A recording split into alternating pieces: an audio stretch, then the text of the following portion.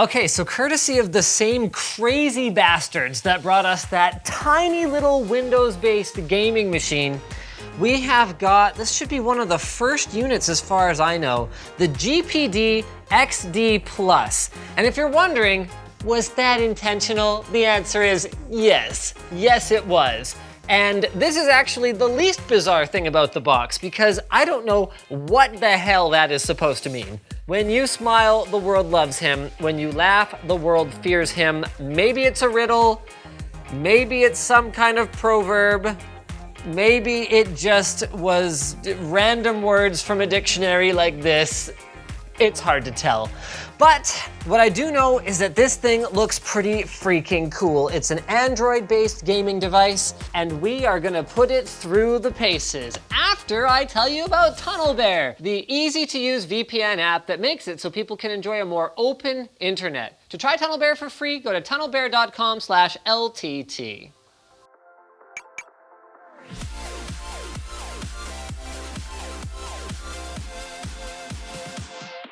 All right, first things first, let's get this baby fired up. So it's pretty similar in terms of the actual construction of it to the original GPD XD, which is also an Android-based gaming device, but they have made some upgrades under the hood to make it a little bit more robust. So first, let's run through it just for those of you who aren't familiar.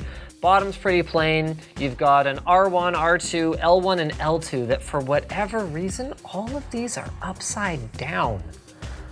So you're apparently supposed to look at them this way. Okay, sure.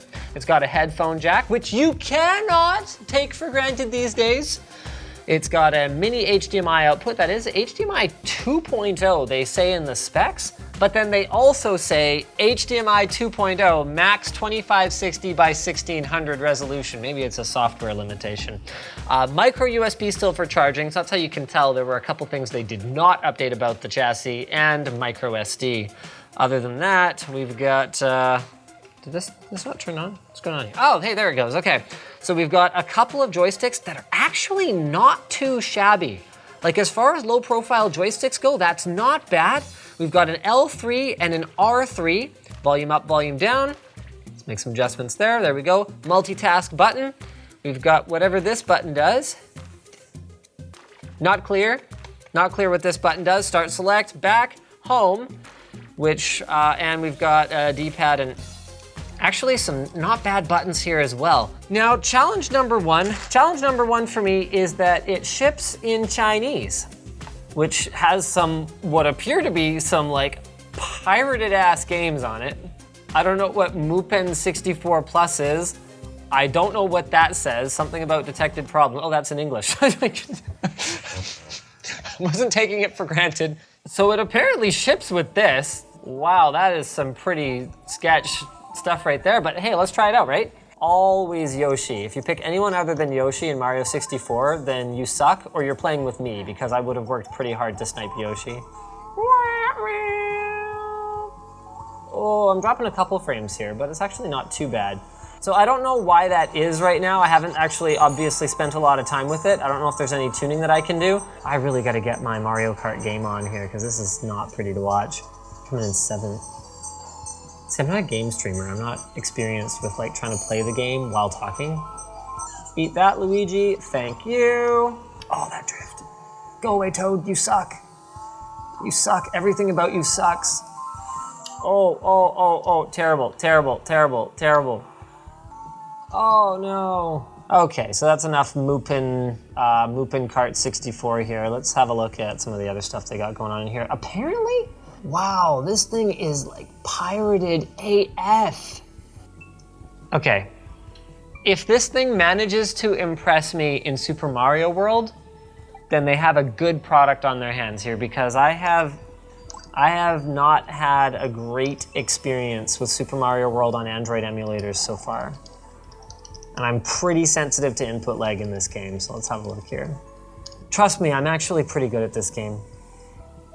There we go. Just the buttons are reversed. Oh, the button mapping. Ooh. Ah, right. Okay. Where are the settings for this emulator? All right, yeah, this is Chinese as all hell. Also, the input lag is not great. It's not playable. It's not playable. I don't know if it's in the emulators themselves or if it's in the manufacturers of the devices, but there's a lot of room to improve this experience. I mean, some people, like, if you're super basic, then I guess it's fine, but... Oh, they've only got one, PS1, they've only got one thing in here. Seibu Kaihatsu? Sure, let's go with difficult. I'm sure this thing is gonna kick my ass. Wait. Well, I don't know what the buttons do, Brandon. Oh, okay, so we've got the, like, electricity whip now. That's pretty dope. Yeah, eat shit, you eat shit. You can eat shit too. Thank you, electricity whip, loving it. So overall performance in the included emulators is actually pretty good. N64, we struggled a little bit, but Super Famicom, the joysticks feel good still. D-pad is actually pretty good. It's hard to find a decent D-pad these days, and the buttons are reasonably clicky, all considering like how low profile the whole thing feels. In terms of performance, they've got some decent specs under the hood on this thing. So it's a MediaTek 8176, 4 gigs of RAM. They're using a PowerVR GX 2650. They've upgraded the storage to eMMC 5.0, so launch times actually feel pretty darn snappy, about as good as you can expect for a device that's, you know, this kind of a cost. But so far, I have one small problem still. I can't figure out how to get out of this interface. This like Metro UI type thing, and I can't figure out how to change the language. So I have to call in a specialist here. Wait, oh, I look ugly now. Okay. I can't tell the difference. Nice. One day I'm gonna forget how to speak Chinese. You're not. Just pretend I can speak Chinese. You're not gonna forget. Oh. There we go. So we can change the launcher in those settings. So this is a more conventional Android launcher. Here's all your apps. Yeah. What's that? Yes. Yeah, it's fine. I don't care. Okay, so can we change the language to English? Let's see. Oh yeah, you can change it. Does it say change to English in Chinese? Because normally it says it in the... Yeah, here. Oh, there we go. English now. Okay, cool. You got English, okay. Okay, thank you.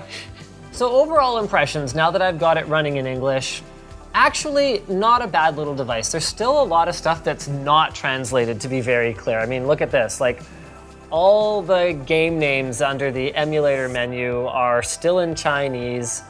For the Super Famicom, same for the N64. Like, to be clear, I would prefer if there was something like a Gen 2 of an NVIDIA Shield, but for the price you're paying, it's not bad if you're willing to go and like manually add Google Play services and the Google Play Store and all that stuff, because the hardware is pretty good. It's got a 6,000 milliamp hour battery, so whether you're running Android games, which should run better than last gen, or whether you're running emulators, which mostly should run better than last gen, but certain ones like Nintendo Dolphin or Wii emulators won't run because they require a 64-bit processor.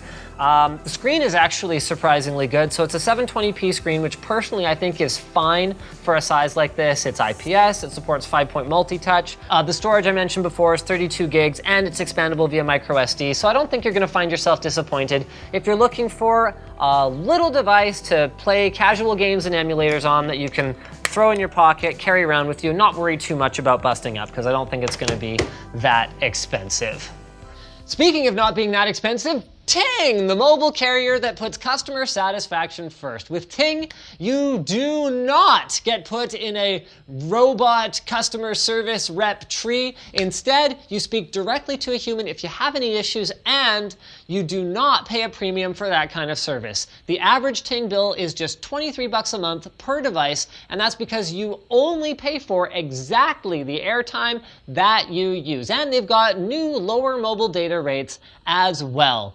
The best part about Ting is you don't have to take a leap of faith. You just head over to linus.ting.com and use their savings calculator. Plug in your last couple of months of bills to find out if you'll save on Ting. And the best part is if you use our link, which we've got in the video description, you will save $25 on your first bill, or you can get $25 towards a new device. So go check it out now. So thanks for watching, guys. If you disliked this video, you can hit that button. If you liked it, hit like, get subscribed. Maybe consider checking out where to buy the stuff we featured at the link in the video description. Also down there is our merch store, which has cool shirts like this one, as well as our community forum, which you should totally join.